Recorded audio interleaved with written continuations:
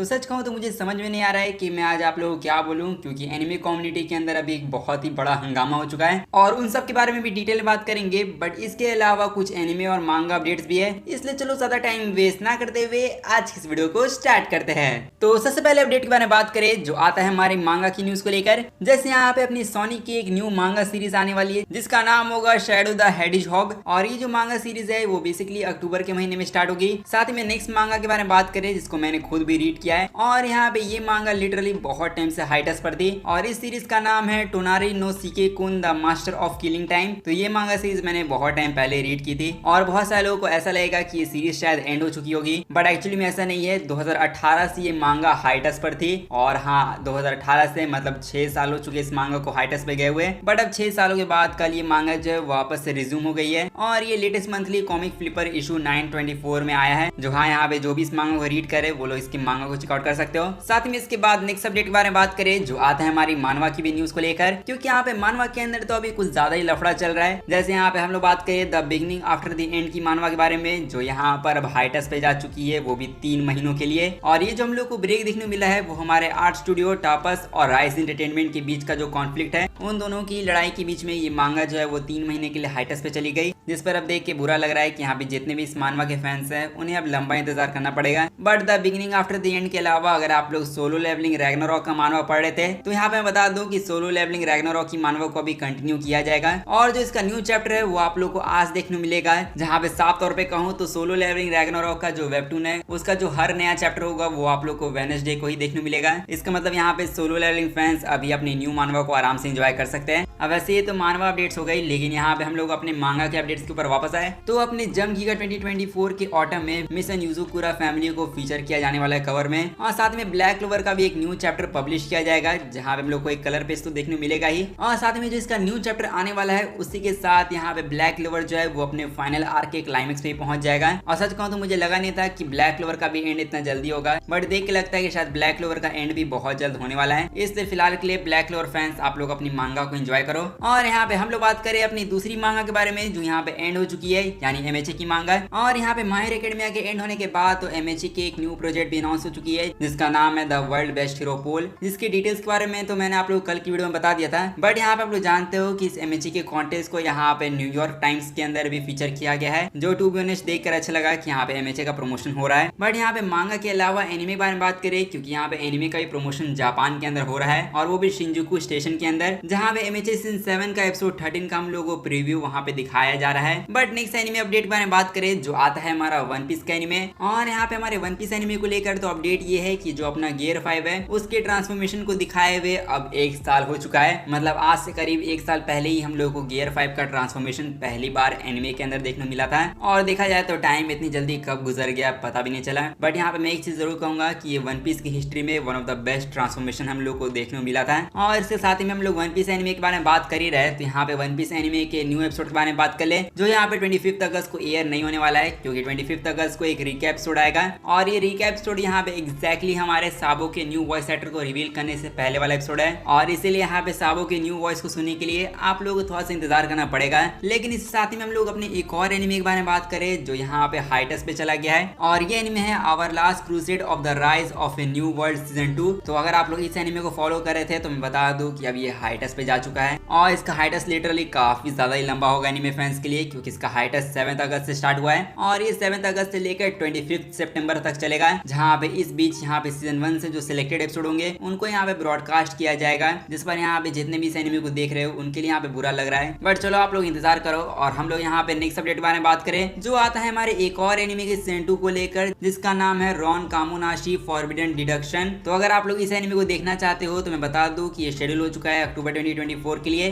साथ ही में हम लोग आगे भी एनिमे अपडेट्स के बारे में बात करेंगे, बट यहाँ पे उससे पहले हम लोग बात करें अब एनिमे की सक्सेस के बारे में, क्योंकि यहाँ पे बहुत सारे एनिमेस की ब्लू रे डीवीडी रिलीज हो चुकी है, और उनमें से हम लोग बात करें गर्ल्स बैंड क्राई एनिमे के बारे में, जिसके ब्लू रे डीवीडी के वॉल्यूम 2 ने यहाँ पे 10,000 से भी ज्यादा कॉपीज फर्स्ट वीक के अंदर सेल कर दिया है, और सच कहूँ तो इसको ही कमाल की सेल्स कहा जाता है। बट चलो इसके अलावा अगर आप लोग विंड ब्रेकर एनिमे देख चुके हो तो यहाँ पे बता दो कि विंड ब्रेकर का जो ब्लू रे डीवीडी का वॉल्यूम 2 था उसने करीब 4000 कॉपीज सेल की है, वो भी अपने फर्स्ट वीक में, जो देखा देखा जाए तो यहाँ पे गर्ल्स बैंड क्राई एनिमे के कंपैरिजन में ये कम है, बट हम लोग सभी लोग जानते हैं कि शायद जापानी लोगों को एक्शन एनिमे देखने का ज्यादा शौक नहीं है, लेकिन स्टिल यहाँ पे विंड ब्रेकर ने काइजू नंबर 8 और सोलो लेवलिंग से तो अच्छा ही परफॉर्म किया है। इसलिए चलो अब एनिमे सीरीज के बाद हम लोग बात करें अपनी कुछ एनिमे मूवीज की सेल्स के बारे में। जैसे यहाँ पे सिटी हंटर की जो मूवी है उसने यहाँ पे काफी तगड़ा सेल किया है ब्लू रे डीवीडी में, जहाँ पे इसकी मूवी ने 18,000 कॉपीज वो भी अपने फर्स्ट वीक में सेल कर दी। और इसके साथ में हम लोग दूसरी एनिमे मूवी के बारे में बात करें जो आती है अपनी स्पाइक्स फैमिली कोड वाइट की मूवी, जिसकी भी ब्लू रे डीवीडी जापान के अंदर रिलीज हो चुकी है और इसने भी अपने फर्स्ट वीक में 18,000 तक कॉपी सेल्स कर दी। अब वैसे इसके बाद हम लोग बात करें अपनी ओवरलॉर्ड द सेक्रेड मूवी के बारे में जो अपने मैड हाउस की एक मूवी है, और यहाँ पे इस मूवी का जो टोटल रन टाइम होने वाला है वो 2 घंटे 15 मिनट तक की होगी। अब हालांकि यहाँ पे अगर आप लोगों को इंडिया के अंदर कोई एनिमे मूवी देखनी है तो मैं बता दूं कि इंडियन थिएटर के अंदर भी एक एनिमे मूवी आने वाली है, और ये एनिमे मूवी होने वाली है अपनी डिटेक्टिव कोनन की मूवी, जहाँ पे detective Conan versus kid the Phantom thief की जो मूवी है वो ओडेक्स की तरफ से कंफर्म हो चुकी है कि ये हमारे इंडिया में भी रिलीज होगी। और यहाँ अभी कब तक रिलीज होगी वो तो बताया नहीं गया है, बट जैसे रिलीज होगी वैसे मैं आप लोग बता दूंगा। इसलिए अब हम लोग बात करें अपने नेक्स्ट अपडेट के बारे में जो आता है अपनी एक मूवी को ही लेकर, बट यहाँ पे ये कोई एनिमे मूवी नहीं है, ये एक्चुअली में एनिमे की लाइव एक्शन मूवी है। और यहाँ पे आप लोग समझ गए होंगे मैं किसकी बात कर रहा हूँ। यहाँ पे मैं बात कर रहा हूँ अपने नारुतो के लाइव एक्शन मूवी के बारे में, क्योंकि आप लोगों को पता ही होगा कि जो नारुतो की लाइव एक्शन मूवी है वो यहाँ पे लायंस गेट वाले बनाने वाले हैं, और जब से नारुतो की लाइव एक्शन मूवी अनाउंस हुई है तब से यहाँ पे बहुत सारे नारुतो फैंस काफी ज्यादा खुश है। बट यहाँ पे इस न्यूज को सुनने के बाद बहुत सारे नारुतो फैंस की एक्सपेक्टेशन यहाँ पे बहुत ज्यादा कम हो सकती है, क्योंकि यहाँ पे कॉस्मिक बुक न्यूज के हिसाब से जो नारुतो मूवी आने वाली है वो यहाँ पे शायद हो सकता है कि एक कंप्लीट डिजास्टर हो, बिल्कुल ड्रैगन बॉल एवोल्यूशन की तरह। क्योंकि यहाँ पे इनका कहना ये है कि जो नारुतो की लाइव एक्शन है वो यहाँ पे ड्रैगन बॉल एवोल्यूशन जितनी या फिर उससे बुरी हो सकती है, क्योंकि यहाँ पे एक तो इसके ऊपर लायंस गेट वाले काम कर रहे हैं, जहाँ पे जो लोग इस मूवी के ऊपर काम करे उनको कुछ भी आइडिया नहीं है इस एनिमे को लेकर। मतलब यहाँ पे नारुतो कैसा एनिमे है, उसके कैरेक्टर कैसे है, उसके विलन्स कैसे है, और लिटरली इन्हें कैरेक्टर वगैरह बारे में कुछ भी खास अच्छे से पता नहीं है, और स्टिल ये लोग मूवी के ऊपर काम कर रहे हैं। और यहाँ पे यही सिमिलर सिचुएशन जो है वो ड्रैगन बॉल एवोल्यूशन के अंदर हुआ था, जहाँ पे जो ड्रैगन बॉल एवोल्यूशन का लाइव एक्शन बना रहे थे उनको भी ड्रैगन बॉल को लेकर घंटा कुछ आइडिया नहीं था, and they really don't give a shit about the source material. और ओवरऑल यहाँ पे कहने का मतलब ये है कि जिस तरीके से वन पीस का लाइव एक्शन गया था उस तरीके से यहाँ पे नारुतो का लाइव एक्शन नहीं जा पाएगा। बट सच कहूँ तो मैं ऐसा बिल्कुल भी नहीं चाहूंगा कि नारुतो का लाइव एक्शन बेकार निकले, क्योंकि यहाँ पे मैं खुद भी नारुतो के लाइव एक्शन का इंतजार कर रहा हूँ, और यहाँ पे मैं होप करता हूँ कि इसका लाइव एक्शन यहाँ पे लायंस गेट वाले खराब ना करें। लेकिन अगर ऐसा करेंगे तो यहाँ पे शायद इनको फैंस की तरफ से फिर भर भर के हेट भी मिलेगा, इसलिए होप करते हैं कि जैसी बातें चल रही है वो यहाँ पे सच ना हो।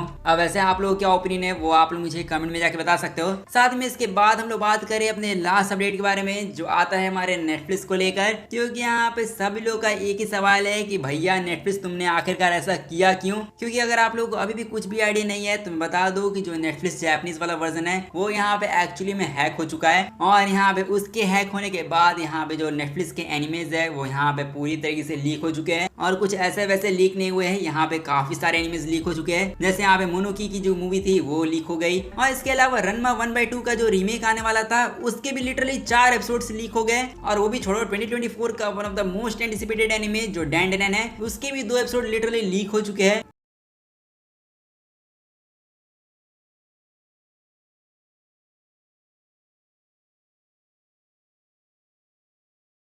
और अब इसी के बाद यहाँ पे एनिमे कम्युनिटी के अंदर बहुत ज्यादा हंगामा मचा हुआ है, जहाँ पे लिटरली नेटफ्लिक्स हैक हो गया और इसका डाटाबेस यहाँ पे पूरी तरीके से लीक हो चुका है। जिस पर सच कहूँ तो यहाँ पे ये बहुत ज्यादा बुरी न्यूज है, क्योंकि यहाँ पे अगर ऐसा होगा तो यहाँ पे एनिमे की हाइप के ऊपर बहुत ज्यादा इफेक्ट पड़ेगा, और अगर ऐसा ही हुआ तो आगे जाके बहुत सारे कंपनी जो है वो शायद नेटफ्लिक्स को अपने एनिमेज भी ना दे। बट एनीवेज यहाँ पे वो सारे जो एपिसोड लीक हुए हैं उनको देखने की जरूरत नहीं है, क्योंकि उनमें सबटाइटल वगैरह है नहीं। और यहाँ पे जो इतने सारे एनिमेज लीक हुए हैं उनमें से बहुत सारे एनिमेज की ओपनिंग वगैरह मैंने बात करें, जैसे रनमा 1/2 की जो ओपनिंग है वो भी हम लोग को सुनने को मिली। बट साथ ही हम लोग बात करें अपने डैंडेन एनिमे के बारे में, क्योंकि डैंडेन एनिमे की ओपनिंग और एंडिंग सॉन्ग दोनों ही लीक हो चुकी है, और टू बी ऑनेस्ट जो इसकी एंडिंग सॉन्ग है वो यहाँ पे अच्छी है। बट यहाँ पे हम लोग बात करें इसकी ओपनिंग सॉन्ग के बारे में जो यहाँ पे जबरदस्त है, क्योंकि यहाँ पे इसकी ओपनिंग सॉन्ग को उन्होंने ही बनाया है जिन्होंने मैशले मैजिक इन मसल के ब्लिंग बंग बंग बॉन वाले ओपनिंग सॉन्ग को बनाया था। यानी यहाँ पे हम बात कर रहा हूँ अपने क्रीपी नट्स के बारे में, जिन्होंने यहाँ पे एक और बैंगर ओपनिंग को ड्रॉप किया है, और यहाँ पे ये ऑफिशियल तौर पे तो रिलीज नहीं हुआ है बट यहाँ पे लीक हो चुका है, बट स्टिल यहाँ पे मैंने इसकी ओपनिंग सॉन्ग को पूरा देखा और यहाँ पे जो इसकी ओपनिंग सॉन्ग है वो बहुत ज्यादा अच्छी है। मतलब यहाँ पे जो विजुअल्स वगैरह है वो मुझे काफी सही लगे, स्पेशली जो म्यूजिक वगैरह कुक किया है क्रीपी नट्स ने वो यहाँ पे एक्चुअली में अच्छा है। और इसीलिए हम लोग इतना जरूर कह सकते हैं कि जो अपना डैन डेडन एनीमे है उसकी ओपनिंग सॉन्ग तो यहाँ पे बैंगर होगी ही, साथ में ये जो एनीमे है वो भी पीक होने वाला है। अब हालांकि नेटफ्लिक्स वाले तो पूरी तरीके से फक्ड अप हो चुके हैं, बट चलो होप करता हूँ कि अब इससे ज्यादा कोई एपिसोड लीक ना हो। लेकिन इसके अलावा डैन डेडन एनीमे के लिए आप लोग एक्साइटेड हो या नहीं वो आप लोग मुझे कमेंट में जाके जरूर बता देना। और साथ में आज की इस वीडियो को यहीं पर एंड करते हैं। सो आई होप करता हूं आप लोगों को वीडियो अच्छा लगा। तो अगर आप लोग को वीडियो अच्छा लगा तो जाके इस वीडियो को लाइक कर दो और साथ में चैनल को भी जाके सब्सक्राइब कर दो ऐसी अमेजिंग कंटेंट के लिए। और अब मैं मिलूंगा आप लोगों से बस ऐसी ही अगली वीडियो में, तब तक के लिए गुड बाय।